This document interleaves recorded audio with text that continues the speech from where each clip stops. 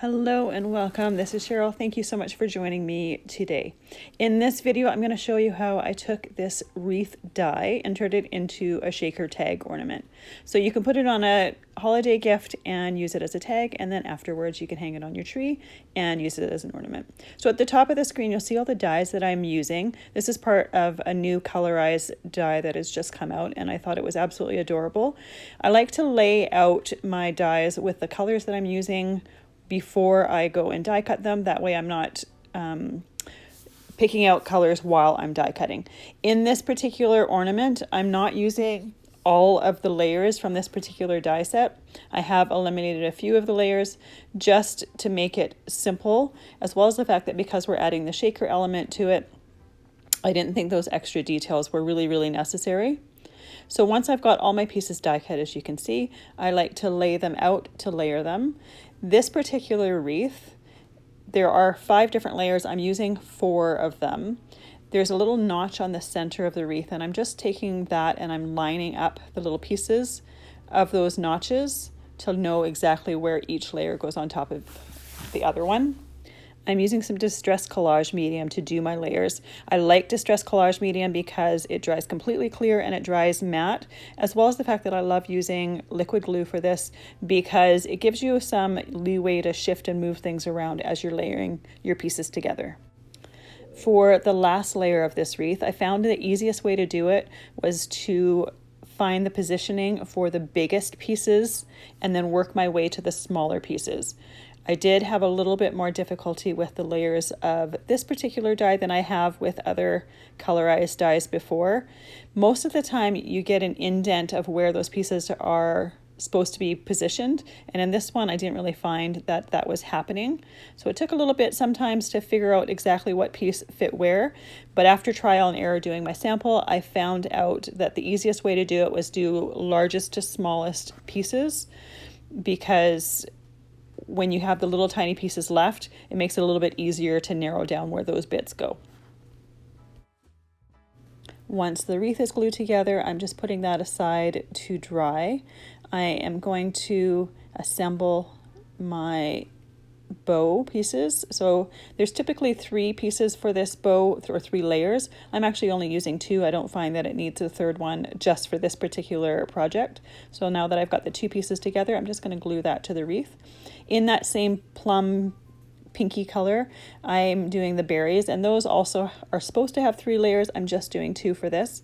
I'm gluing the top layer to the bottom layer, and then I'm going to use some glossy accents to give those berries a shine. Now for this particular project, I did it before time. I put my berries together, put the glossy accents on top of it, and then let them dry before assembly. But you could definitely assemble your wreath and then put the glossy accents on if you wanted. You'll notice as I'm putting it on, it has a milky consistency to it, and it's not transparent.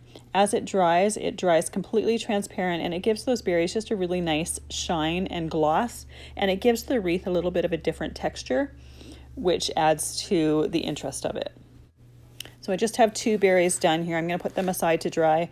I happen to have the berries for this particular project already done. So you can see there, those are the ones that are already dried. They go completely transparent and glossy. The next step is to assemble the bell. There's 4 layers to the bell, and I did use all of the layers for this wreath. There were some of the small dots that were part of the layers that I eliminated because I didn't think they were necessary. I'm just using a matte silver cardstock. And then once I have my pieces assembled and put in place, I'm going to use some silver foundry wax to go over the edges, give it a little bit extra texture, give it some shine in some areas. Rather than using a bunch of different silver cardstocks to assemble it, I figured that was a good way to get a unique look to it. Using these colorized dies are great for if you have a lot of cardstock scraps. It's perfect for using up a bunch of those scraps all at once. Rather than cutting into full new sheets, you might as well give your scraps a second life and create something beautiful with it. So I think this is my 3rd layer for this particular bell. I found when I was looking at the different layers, there wasn't really one that you could eliminate without it looking a little bit odd. So it really did need all 4 of the layers to get, especially the contour at the bottom of the bell. It really added to it. Because some of the pieces are so small, you'll see I'm using tweezers to hold it, and these are the type of tweezers that you squeeze them to open them. So it makes it a lot easier assembling and putting pieces together, especially for the small tiny bits, by using a pair of tweezers like this. It also helps, you can use the ends of the tweezers to help poke things and move things into place as you place them. So these are a great tool to have and come in very, very handy. All right, so I have my bell together and I'm going to put on some silver foundry wax. Now, if you haven't used foundry wax before, it's a liquid leafing wax. You want to make sure to shake your jar really, really well before you put it on. You want to make sure that everything is mixed together really well. And my favorite way of adding it is just using my fingers. It tends to go just really nicely over the edges that way. So I use my fingers to put it on. Cleanup is super, super easy. I'm just using a baby wipe because nothing is dried, but if it has dried, you can use some isopropyl alcohol and it'll clean it right up. To bring the leafing part of the leafing wax to the surface, you need to use a heat tool, and the heat is going to make that reaction happen. And you'll just see in some areas that the leafing comes to the surface and becomes quite shiny. So what I'm doing right here, I'm putting a piece of double-sided tape on the back of my bell, and I'm also using some distressed collage medium. I'm just adding a hanger to the bell. When I was assembling it, I was hoping this would make the bell move a little bit, and it really doesn't end up moving. I think there's just not enough room in the shaker part for it to move, but that was the thought, as well as to be able to place it in the perfect spot in the middle of my wreath so it was visible. Once that is done, I'll set that aside to dry. I just have a circle that I've die cut that is going to go in the center.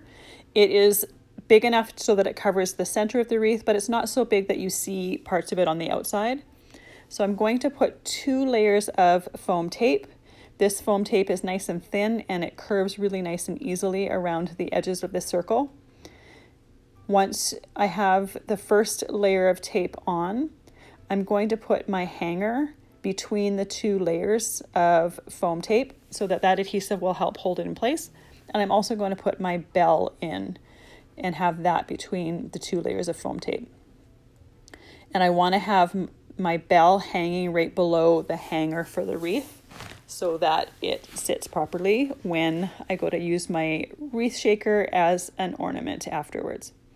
So by having this between the 2 layers of foam tape, the adhesive there is holding that in place. Now I'm going to put my second layer of foam tape on there. I'm making sure when I put that second layer in that I don't have my joins in the same area. You want them in different areas. That's going to hold everything together really well. And it also is going to make sure there's no openings for little shaker bits to fall out. So that is ready and together. I can put that aside. The last step before putting things together is to put a piece of acetate in the opening of the wreath. So I had just a square there. I cut off all of the corners to kind of round them off a little bit. I want to make sure that I don't have any acetate sticking around the outside edges of the wreath. I'm using some double-sided tape here. It's going to make it just super quick and easy to glue that down. You could also use some distressed collage medium. The only thing then is you need to wait for that to dry before you continue on and assemble your wreath. You want to make sure that none of the adhesive that is on the back of that acetate shows through the center of the wreath. Now that that is attached to the front, I'm going to take my tape backing off of the foam tape. I'm going to add some shaker bits to the center of my shaker tag. Now the little bits I put in mine, I like to collect things, so sometimes it's sequins, sometimes it's little bits and pieces. That particular thing that I was adding, I just really like the little jars. So you can add whatever you want to them. Just keep in mind you don't want anything that's super, super big because you won't really see it, it won't really move around too much. And you also want to make sure not to get anything on the tape of your shaker because that's going to affect it sealing and gluing onto the front. Once you have everything in there, you're going to put your wreath onto the front. I'm lining up my bow with the little hangy loop that I have there. Press it down nice and firmly to make sure that it is glued in place before shaking it. We just want to make sure everything is completely sealed and no bits can fall out. So I just cut off the little bit from the bell that was hanging out. and I'm just making sure that everything is moving. Noticing here that the bell doesn't actually move as I was hoping it would.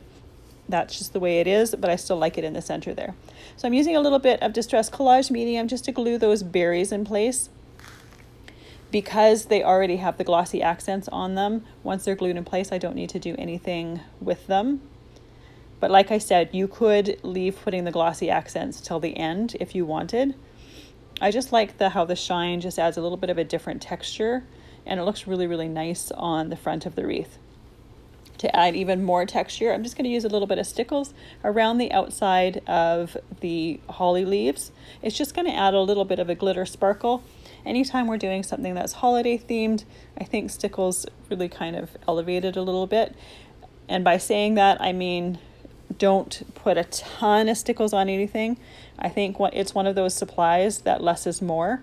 I like a little tiny bit of sparkle, but I don't necessarily want it covered in glitter glue. So the back side of the circle is the perfect place that you can write a little message on your tag to put it on a gift, or just give it as an ornament. You don't necessarily have to write anything on it if you want, but it's just a fun way to use this new die in a little bit of a different way and have it something that you could be a little keepsake there. Thank you so much for joining me. Please hit the like and subscribe down below, and I hope you have a fabulous day.